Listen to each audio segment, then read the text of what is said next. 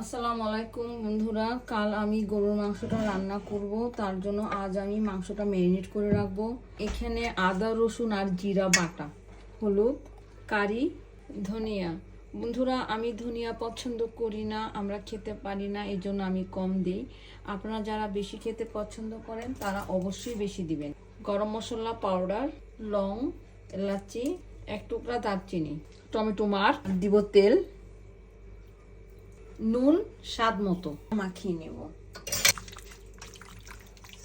আমি এখন সুন্দর করে ম্যারিনেট করে রাখলাম, কাল সকালে ইনশাল্লাহ আপনাদের সাথে দেখা হবে। তেল, পেঁয়াজ, রসুন, কাঁচামরিচ, মাংসগুলো একটু ভেজে নিব। একটু ভাজা জিরা ফাঁকি,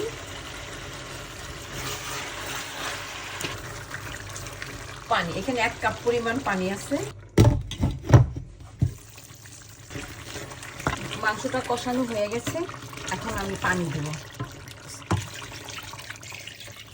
এটা হইতে আমার মিনিমাম আরো আধা ঘন্টা টাইম লাগবে। মাংসটা রান্না হয়ে গেছে, এখন আমি একটু জিরা ফাঁকি আর এলাচি ফাঁকি দিব। জিরা ফাঁকি আর একটু এলাচি ফাঁকি। আমি এখন 2 মিনিটের জন্য দম দিব। আমার মাংসটা হয়ে গেছে, এখন আমি নামিয়ে দেব।